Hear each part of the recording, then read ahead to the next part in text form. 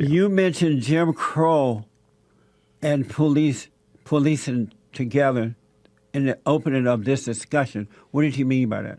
I said the new Jim Crow. What do you mean by that? So what happened, the reason why I think we have a lot of lingering issues that we don't kind of understand in our culture is that during the 60s, we understood how these things needed to be changed. We put in stuff like the Civil Rights Act, and our culture kind of coalesced around this idea that you can't have this sign that says white and colored, get different fountains, right? Right. But what we failed to do is during that time, we didn't codify our systems. So we didn't institutionalize that belief. And we left our police departments and our institutions of government to continue to operate under the premises of slavery and colonization. So what happened in policing, American policing is unique from policing anywhere else in the entire world because America formed in a unique way that's different. And what policing does is calls out those three things.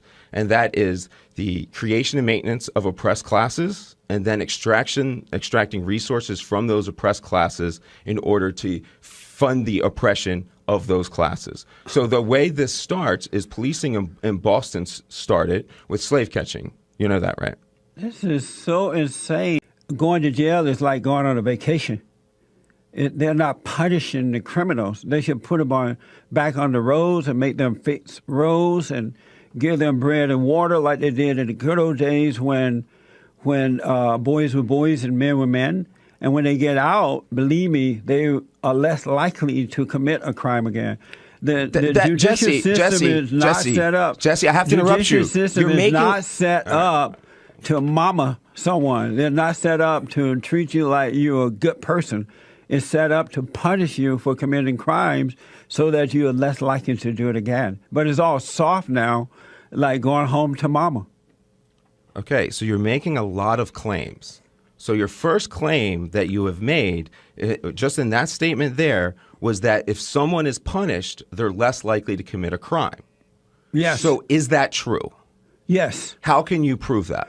Because in the good old days when they punished folks for committing crimes, most of the time they didn't return because they did not commit the crime again.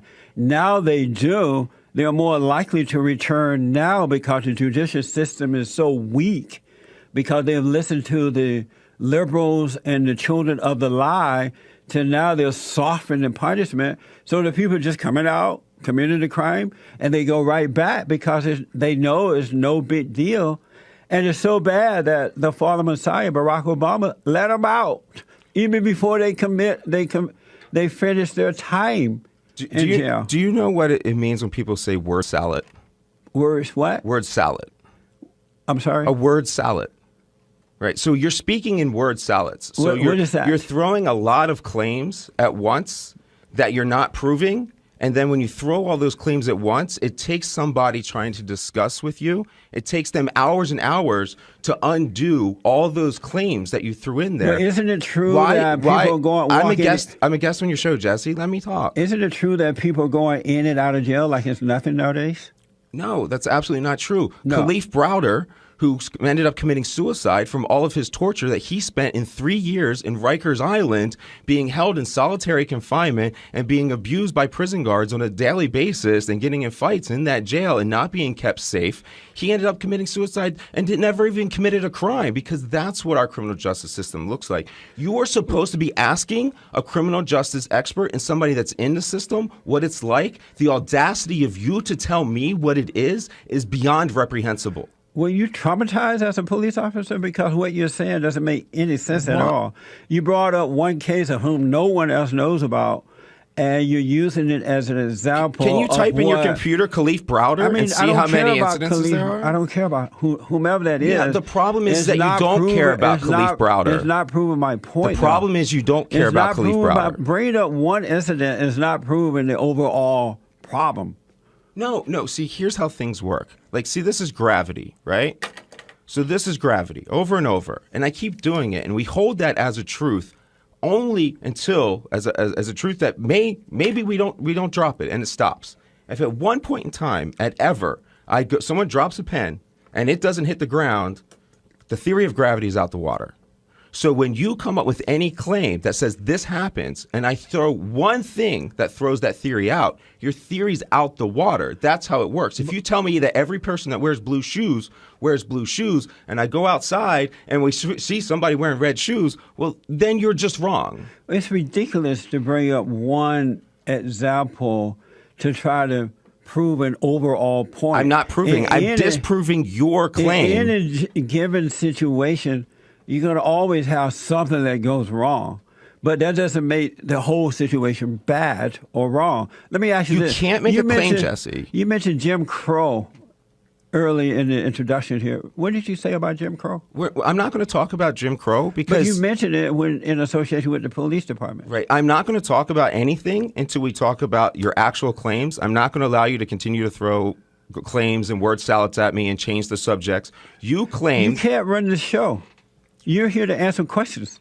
Okay. So you claim that crime was... You do realize that, right? You claim that crime was caused by a certain amount of things, right? Yes. Okay. So if you want police, we were talking about here that you want your producer, you don't want your producer to come in and get shot. Is that true or false? Right. Okay. So you don't want him to get shot. But if he does, make that person suffer for it in jail or in prison. I don't want him to have a vacation. Right. That's fine. So... So what if somebody comes in tomorrow and shoots him again, or shoots your new producer? What did you do by putting that first guy in jail that would prevent the next guy from coming in and shooting your next producer? That's a ridiculous question because that's not going to happen, first of all, and that's not what we're talking about. It's exactly what we're talking about. The point we're making is you commit the crime, you need to do the time. It's just simple as that. No, the point that you said was that you want the police to keep you safe. That's the point, which we haven't gotten past yet. Right. Okay, so I'm trying... That's the purpose of the police. Okay, so I'm a policing expert. You're a talk show host.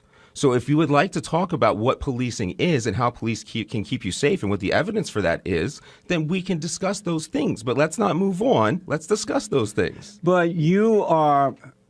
First of all, it sounds like you tried to direct the way I do the show here. No, I'm trying to talk... You keep telling me that. I'm trying to talk about your claim, which was to how we should police. And that you want to... So if you would let me finish... What point you're trying to make? I will finish my points when you let me speak. Go ahead. Okay. So in order to keep you safe, I'm telling you that what we have to do to keep you and your producer safe is to figure out why crimes happen, the motivations behind them, to prevent them from occurring again. Otherwise, I haven't done anything. If all I do is lock up people and punish them and then put them into a prison cell, I have done nothing to keep you safe. Hold on.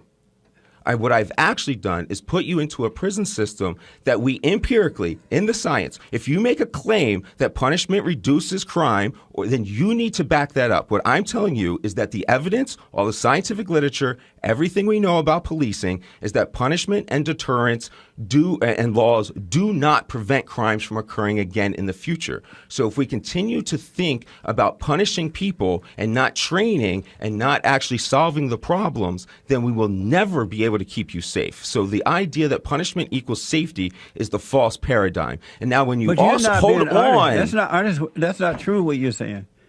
You need to prove that. That's not true. You need to prove that. Prior to liberals taking over and softening the punishment and then tying the hands. I heard you say that, and that's not true. Tying the hands of the police department. No, it's false. Crime. False. You don't know what the hands of the police department are, Jesse. You don't know what tying those hands mean. When they committed crime, they went to jail and they were punished. They less right.